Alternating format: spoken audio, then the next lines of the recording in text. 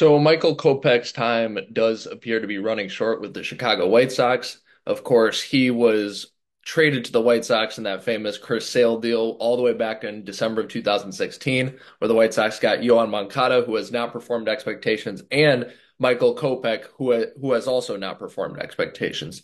And some people will throw out the term bust. That's a term you'd hear a lot. I think it's fair to say the White Sox lost the trade for sure. I think it's fair to say the Red Sox, they got two great seasons out of Chris Sale, got a World Series ring in 2018, and the White Sox just got a couple good seasons out of Moncada and Kopech, but never really turned into the franchise cornerstones that they thought they would. But with Michael Kopech today, first of all, I'm going to defend he is not a bust, and why I do believe the White Sox failed him a little bit. So with his weaknesses, because I think it's fair, you got to mention that too. There's a reason why he didn't get to where he needed to be, and it's not all the White Sox fault. Is number one, he loves his fastball. His fastball developed, like I remember way back in the day, there was videos of him throwing those little practice balls and he was getting up to 110. I don't know how much that translates to actual baseball, but point is he was a fastball pitcher coming up. But number one, he doesn't regularly get to 101, 102. He can't hit those, don't get me wrong, but he doesn't regularly. Like an elite closer nowadays, he either has that like an elite cutter, an elite slider, or he has, sort of off-speed pitches, or he has that knockaway fastball. And Kopech, on a couple of the walk-offs, I could think of the Mike Tauchman one this year, that was a 98-mile fastball right down the middle. If it's 101, 102, does he hit that? I don't know.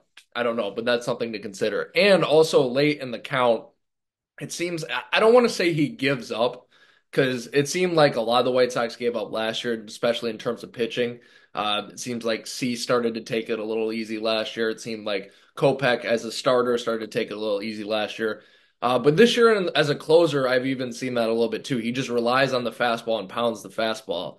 And that's great sometimes. Sometimes it works. Sometimes Kopech, as we've seen actually this week versus the Twins, he had an immaculate inning. Sometimes that works, but not all the time. You got to mix in the slider, and he only throws the slider, I believe, less than 20% of the time, and that's just not going to get it done. So it seems like sometimes he gives up sort of later in the count.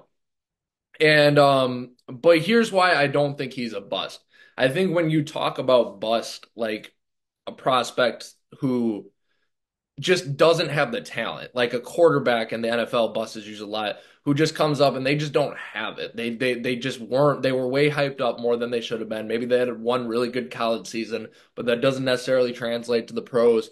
With Kopech, I don't actually think that was the case. First of all, he came up in 2018, 2019 he was out the entire year. 2020 he decided to opt out because of COVID, and I think he had some personal reasons going on too. I know he had a pretty ugly divorce a couple years ago.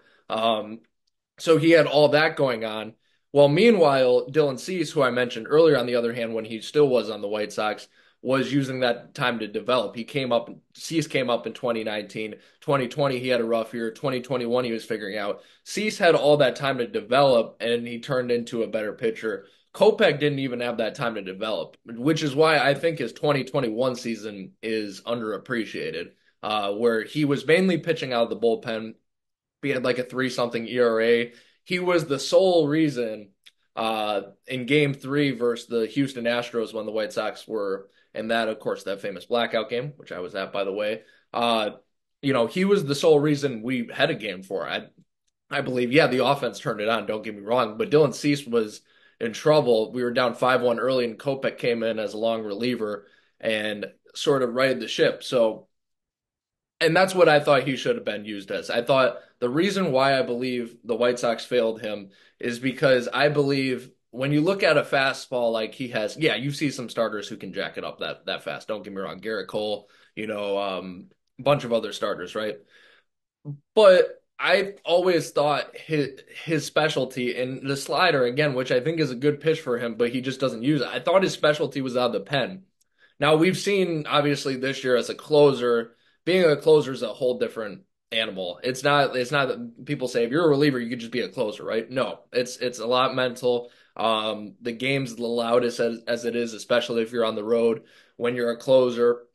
It's just not the same. And unfortunately for Kopech, he hasn't had that much success with it. I still believe he's been our closer all year, and I still believe he only has like 8 or 9 saves. So not a strong suit. But if you look by the numbers in 2021 when he was a reliever, 2024 when he was a closer, he's striking out more guys than he ever did when he was a starter. So that's why I think it's a positive, you know, to keep him in the pen, but I do think they should have went the longer reliever. Now they're going, for some reason, Pedro Grifol, who's the White Sox manager, is just deciding we're just going to ride him all the way out as closer. I don't care if we're 40 games under. I don't care if we're 50 games under. They're just going to ride him out. They don't care how ugly it gets for Kopech. And Kopech's like, well, fine, you guys gave up on me. I give up on you. I go and hire Scott Boras, and we're going to go get a free agent deal. So, we'll see how that works out for Kopech.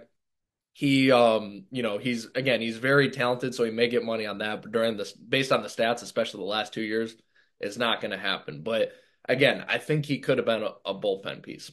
But yeah, what do I think goes next? So that's the White Sox fan. That's the homer in me. I think Kopech was failed. Again, he shouldn't give up. He should rely more on a slider.